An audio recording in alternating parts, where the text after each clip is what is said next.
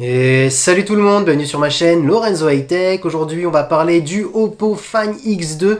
Et oui, le tout nouveau smartphone de Oppo qui va bientôt sortir normalement cette année, en plein milieu d'année. Mais tout d'abord, avant de commencer cette vidéo, si tu n'es pas encore abonné à ma chaîne, bah abonne-toi, like, commente, partage tes avis, ça fait plaisir. Pourquoi je parle du Oppo Find X2 et pourquoi je veux parler d'un de ce modèle? Bah tout simplement, le premier modèle lorsqu'il est arrivé en Europe, tout le monde a eu dans les yeux un petit waouh, tout simplement parce que c'est vraiment un concurrent des hauts de gamme, avec un petit prix toujours intéressant. Il était dans le tour de 600 € si je me trompe pas. Après il y avait plusieurs prix, prix d'importation, d'exportation, les prix d'Europe. Et pourquoi cet effet waouh? Bah tout simplement par son design, par son écran. On était sur un écran complètement borderless avec un écran AMOLED, et les seuls à faire ceci c'était Huawei, c'était Samsung. On était dans des prix à plus de 1000 €, donc c'est vrai que c'était intéressant. Et donc c'est pour ça que je veux parler de ce Oppo Find X2 qui va, je pense, laisser des grosses traces cette année. Du coup, les premières rumeurs pour ce Oppo Find X2, bah, ça serait son écran serait sur un écran de 6,5 pouces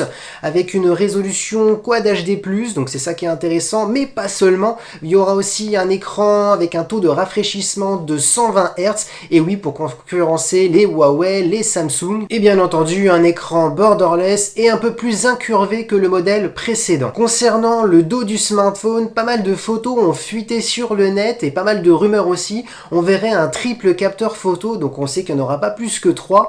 Et bien entendu, une chose par contre qui est différente, c'est qu'on aurait un triple capteur photo en forme de lune. Alors est-ce qu'il y aurait aussi peut-être la même technologie que OnePlus, vu que ça appartient, c'est le même groupe? Je ne sais pas si vous avez vu au CES Las Vegas, le OnePlus qui permet de cacher les capteurs ou de les faire apparaître comme vous le souhaitez avec un verre spécial qui est un verre polarisé. Donc du coup, c'est comme ça qu'on permet de cacher ou de faire apparaître les capteurs. Bien entendu, au tout début de la vidéo, je vous ai dit que Oppo Find X s'était fait connaître pour son design, son bel écran, mais pas seulement, aussi côté performance, il s'est fait connaître. Et là, cette année, il va mettre une grande claque à pas mal de concurrents. On sera sur du 8 Go de RAM, on aura le tout dernier processeur, le Snapdragon 865, et en plus compatible à la 5G, donc du coup le tout dernier processeur de Qualcomm. Côté batterie, bah, il va être performant et endurant surtout. On sera sur une autonomie de 5000 mAh. Son prédécesseur, normalement, on était sur du 4000 mAh. On aura du Wi-Fi 6 pour être compatible avec les nouvelles box. On aura du Bluetooth 5.0 pour être aussi compatible avec les nouveaux